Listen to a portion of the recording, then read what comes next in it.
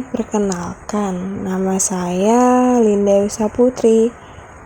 Semoga apa yang selalu saya sampaikan dapat bermanfaat untuk kita semua. Amin.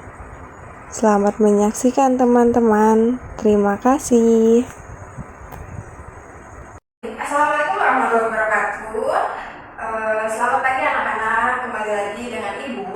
Nah, di sini Ibu akan menyampaikan materi mengenai puisi. Nah, sudah ada yang tahu belum puisi itu apa? Nah, jadi puisi adalah bentuk karya sastra yang menggunakan bahasa indah dan padat untuk menyampaikan perasaan, pikiran, pengalaman. Nah, penyair menyampaikan gagasannya, imajinasinya dengan memperhatikan keindahan bunyi, ritme, dan makna kata. Jadi bisa disebut juga adalah puisi merupakan karya sastra yang memperhatikan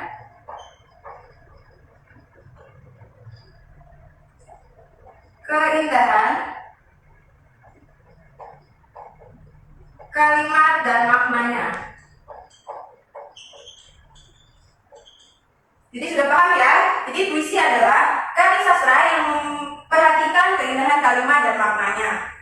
Nah, selanjutnya, apa aja sih fungsi dan tujuan dari puisi tersebut? Nah, di sini ada fungsi atau tujuan puisi. Nah, apa aja sih fungsi dan tujuan dari puisi itu? Nah, yang pertama itu mengekspresikan emosi dan perasaan. Nah, puisi ini bisa menjadi sarana untuk mengungkapkan perasaan yang mendalam seperti cinta, kesedihan, atau kebahagiaan. Jadi, manfaat dari puisi ini yaitu kita mengungkapkan perasaan yang kita rasa. Yang pertama yaitu tadi untuk mengungkapkan perasaan. Nah, selain itu apalagi ya fungsi dari puisi itu? Nah, fungsi yang lain yaitu untuk menyampaikan kritik sosial. Nah, kritik sosial itu apa ya? Nah, kritik sosial itu dengan bahasa yang ambis, puisi bisa menyampaikan kritik terhadap kondisi masyarakat. Jadi dari puisi kita bisa menyampaikan kritik-kritik untuk masyarakat, untuk politik, untuk pemerintah, untuk apa saja. Jadi dari puisi kita bisa menyampaikan kritik-kritik tersebut untuk menyampaikan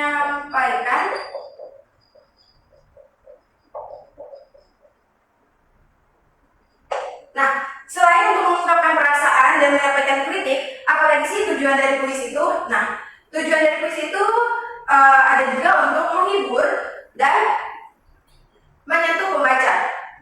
Jadi, kita sebagai penulis puisi bisa menghibur pembaca dengan menyajikan puisi-puisi yang indah, yang bermakna, yang kalimat-kalimatnya disusun secara rapi.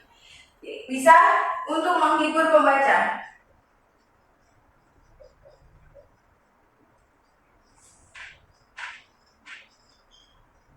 Nah, ada lagi nggak ya fungsi dari puisi ini? Nah, yang terakhir ada untuk menumbuhkan estetika bahasa. Nah, jadi puisi ini bisa melatih kepekaan terhadap keindahan bahasa dan penyusunan kata. Yang terakhir dari fungsi puisi yaitu untuk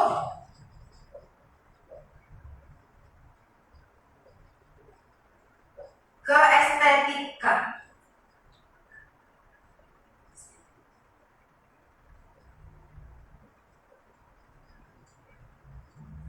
Nah, jadi ini dia tadi fungsi dan tujuan dari puisi. Nah, ada lagi nggak ya selain ini? Nah, selain fungsi dan tujuan, puisi juga memiliki ciri-ciri. Nah, ciri-ciri puisi apa saja ya? Ada yang tahu ciri-ciri puisi?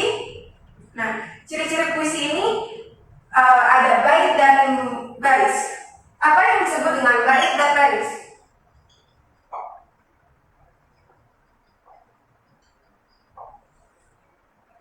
Jadi yang disebut dengan bait dan baris yaitu ciri-ciri puisi biasanya berbaris 4 atau berbait 4. Nah, puisi tiap bait terdiri dari 4 baris. Selanjutnya, ciri-ciri dari puisi yaitu rima dan irama.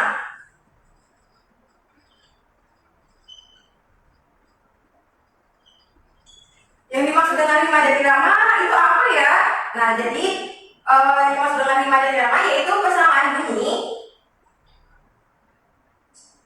sedangkan irama adalah alunan bunyi. Jadi rima adalah persamaan bunyi dan irama adalah alunan bunyi. Selanjutnya, yang ketiga ciri-cirinya yaitu bahasa kias.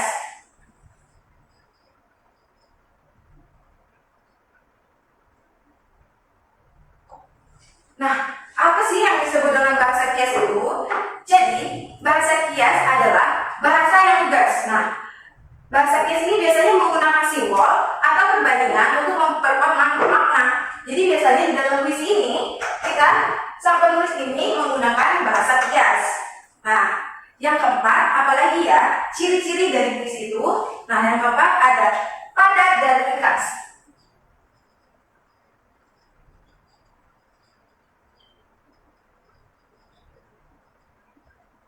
Nah, apa sih yang dimaksud dengan padat dan ringkas itu dalam puisi? Nah, jadi padat dan ringkas dalam puisi yaitu puisi itu tidak panjang seperti prosa, tetapi bermakna dalam setiap kalimatnya. Jadi puisi itu biasanya hanya singkat-singkat, tetapi di dalam puisi itu memiliki makna, tidak panjang-panjang seperti cerita-cerita yang lain. Nah, yang terakhir itu apa sih ciri-ciri dari puisi?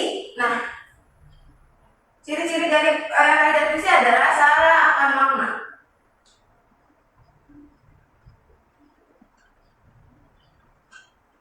Nah, apa sih Bu yang dimaksud dengan syarat akan makna? Nah, jadi puisi mengandung banyak makna yang tersembunyi dan menggunakan imajinasi.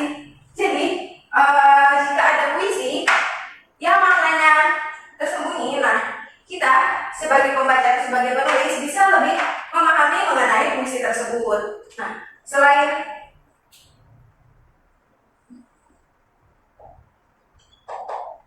fungsi dan ciri-ciri dari puisi, ada apa lagi ya Bu yang akan kita bahas? Nah, yang kedua yaitu ada unsur-unsur pembentuk puisi. Nah, di sini kita harus memahami apa saja sih unsur-unsur pembentuk puisi agar kita dapat menuliskan puisi dengan baik dan benar.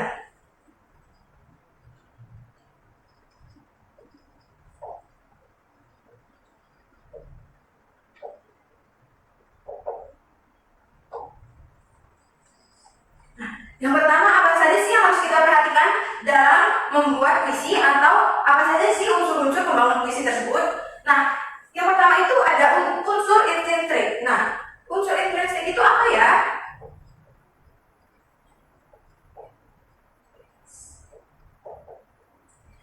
Ada yang sudah paham belum apa sebenarnya unsur intrinsik tersebut? Nah, untuk unsur intrinsik biasanya terdiri dari tema, dari diksi, imajinasi, gaya bahasa, dan amanat. Apa sih yang disebut dengan tema? Nah, tema adalah pokok persoalan atau ide utama dari puisi. Misalnya ada cinta, alam, persahabatan, kekeluargaan, dan lain sebagainya. Nah, itu termasuk dalam tema.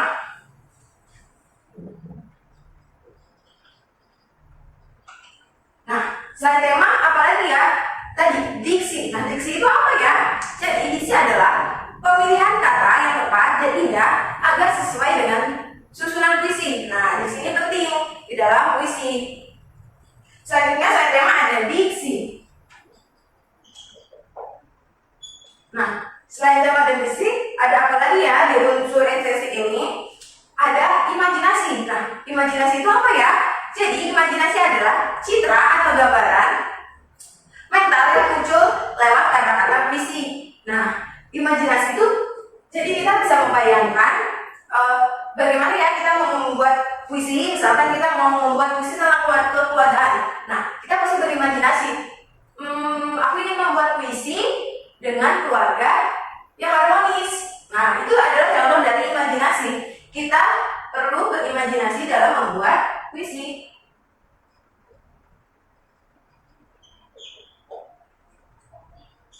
Nah, selanjutnya, selain imajinasi ada apa lagi ya? Untuk memperindah dalam pembuatan puisi. Nah, selain imajinasi kita ada gaya bahasa atau biasanya kita sebut majas. Nah, gaya bahasa itu apa ya? Jadi, gaya bahasa adalah teknik memperindah bahasa. Misalnya, metafora, personifikasi, sampai dan lain-lain. Nah, itu merupakan gaya bahasa. Jadi, gaya bahasa itu bagaimana kita menyusun kata-kata menjadi bait yang indah dan bermakna.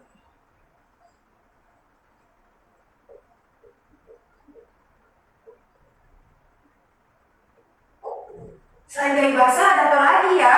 Sudah ada 5 poin untuk unsur-unsur pembentuk puisi. Nah, selain gaya bahasa ada juga rima dan irama. Nah, tadi kita sudah membahas ya, rima dan irama itu apa? Ya, siapa yang masih ingat untuk rima dan irama? Ya, siapa yang masih ingat mengenai rima dan irama? Yang sudah dijelaskan di bagian ciri-ciri puisi. Jadi, dijelaskan sekali lagi, rima dan irama adalah bunyi yang teratur dan berulang. Jadi, bisa menciptakan musikalitas di dalam puisi. Selanjutnya yang terakhir apa ya? Dalam membentuk puisi tersebut, yaitu ada amanat. Nah, amanat ini sangat penting.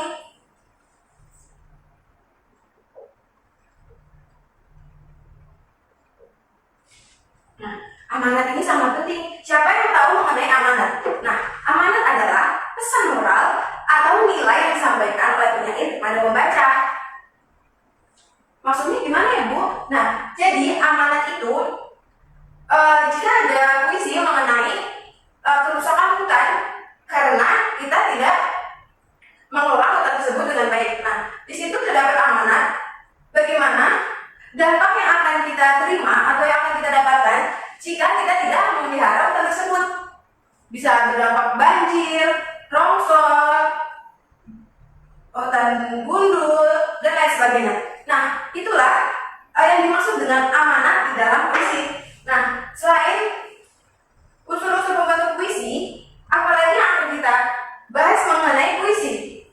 Nah, kan tadi sudah unsur intrinsik. Nah, sekarang yaitu unsur ekstrinsik.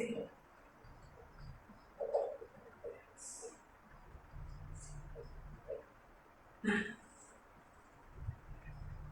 kalau tadi kita sudah membahas tentang unsur intrinsik, sekarang kita membahas mengenai unsur ekstrinsik. Nah, ada apa aja ya di unsur ekstrinsik ini? Nah, kita di dalam unsur ekstrinsik harus memperhatikan mengenai latar belakang penyair. Nah, latar belakang penyair itu maksudnya gimana ya, Bu? Nah, di dalam latar belakang penyair itu kita bisa mengenal mengenai pengalaman hidupnya, keyakinannya, dan juga lingkungan hidup si penyair yang mempengaruhi isi puisi tersebut. Nah, jadi setiap puisi pasti akan beda mengenai isinya karena di dalam puisi ada juga unsur pembentuk ekstrinsik. Nah, itu tuh di luar yang dapat kita bisa lihat. Yang pertama tadi apa? Latar belakang penyair.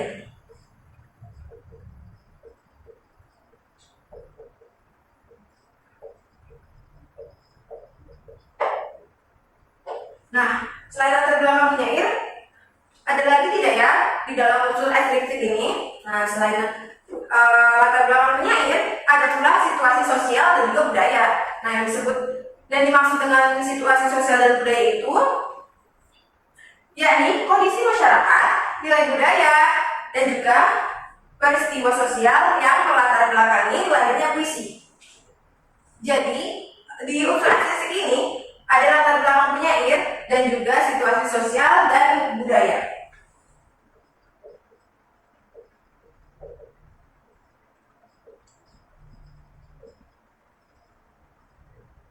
Nah, ini tadi unsur-unsur pembentuk puisi. Ada unsur ekstrinsi yaitu ada tema, diksi, imajinasi, gaya bahasa, rima, dan juga mana. Sedangkan dalam unsur ekstrinsi ada latar belakang penyair dan juga situasi sosial dan budaya.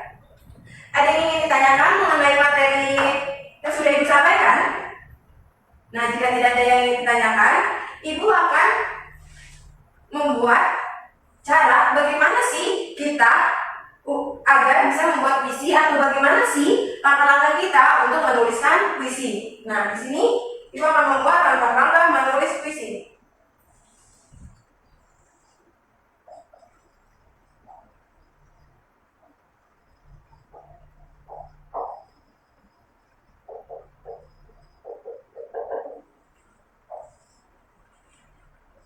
Nah, bagaimana ya langkah-langkah menulis puisi itu?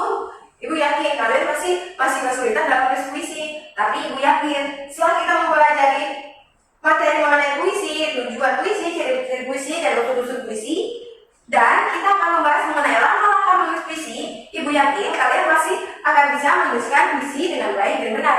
Nah, yang pertama apa sih yang harus kita lakukan jika ingin menuliskan puisi? Nah, yang pertama ada menentukan tema. Menentukan tema itu apa ya tadi ya? Jadi, kita yang pertama menentukan tema karena untuk menentukan topik dan ide utama yang akan kita sampaikan. Nah, misalkan kita temanya ingin pemandangan. Oh iya, saya mau tema pemandangan. Judulnya apa ya? Judulnya apa ya? Oh, pemandangan gunung. Nah, itu dia. Langkah pertama yang harus kita lakukan yaitu menentukan tema.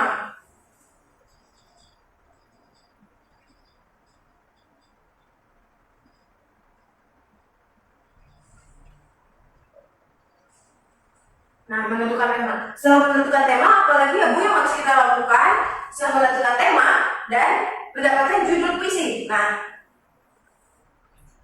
yang kedua yaitu kita harus mengembangkan imajinasi. Jadi apa yang sudah Ibu bilang kan mengenai mengembangkan imajinasi. Jadi kita membayangkan susunan atau gambaran tentang tema tersebut. Misalnya kita sudah memikirkan tema yaitu gunung.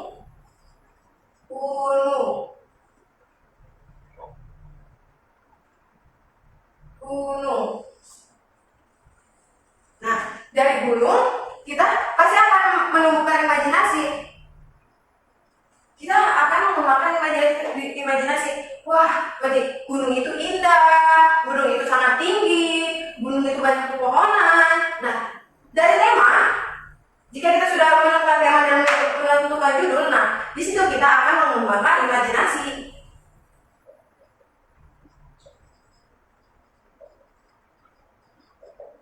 Nah, pasti kalian sudah kegambar kan? Wah, gunung itu seperti apa ya? Gunung itu bagaimana ya? Nah, itu langkah kedua jika kita ingin menuliskan puisi. Nah, yang ketiga yaitu menentukan gaya bahasa. Jadi apa ya menentukan gaya bahasa? Ada yang masih ingat? Di unsur ekstrinsi, nah menentukan gaya bahasa yaitu memilih majas atau gaya ekspresi untuk memperindah makna. Contohnya bagaimana Bu? Nah, misalkan gunungku yang indah.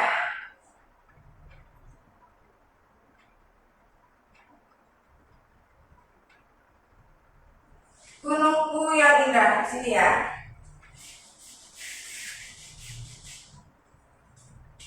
Kita bisa menggunakan seperti A A B B atau A B A B atau A A A A B B B B.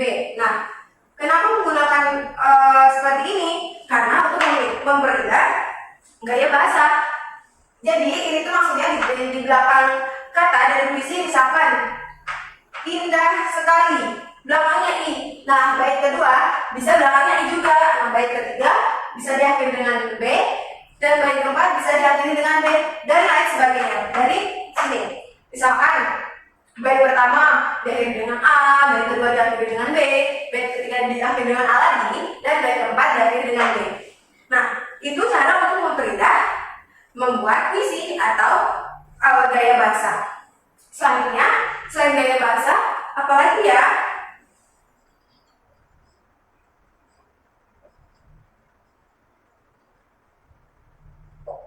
Selain gaya bahasa, apalagi ya langkah-langkah yang harus kita lakukan dalam menulis puisi, yaitu memilih diksi. Nah, apa sih memilih diksi itu? Jadi memilih diksi adalah memilih kata-kata yang indah, padat, dan bermakna. Jadi setelah kita menentukan puisi, nah kita memilih kata-kata yang indah, dan juga jangan lupa dalam puisi itu harus bermakna.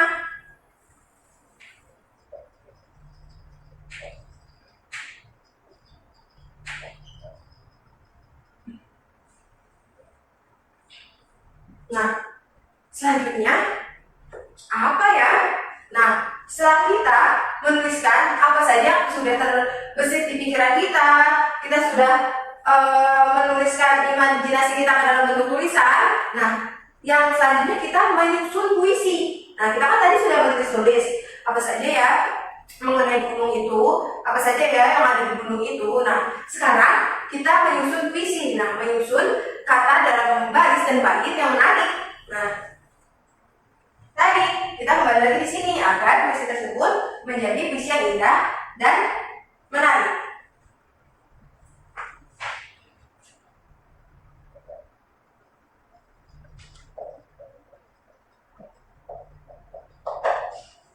Nah, yang poin 5 itu menyusun puisi. Nah, yang terakhir setelah kita menentukan tema, memikirkan imajinasi, selanjutnya menggunakan gaya bahasa, terus di dalam puisi tersebut harus indah dan bermakna, dan juga selanjutnya harus menyusun puisi tersebut. Nah, yang terakhir apa sih yang harus kita lakukan dalam menuliskan puisi?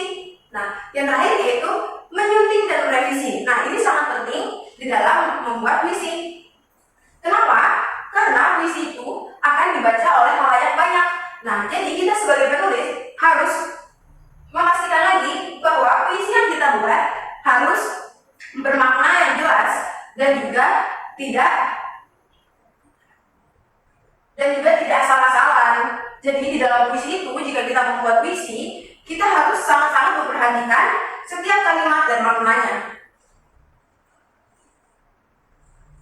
Nah, yaitu merevisi. Nah, ada yang masih belum paham mengenai puisi? Nah, jadi gue jelaskan lagi sekilas mengenai puisi. Jadi puisi yaitu karya sastra yang memperhatikan keindahan kalimat dan maknanya. Selanjutnya,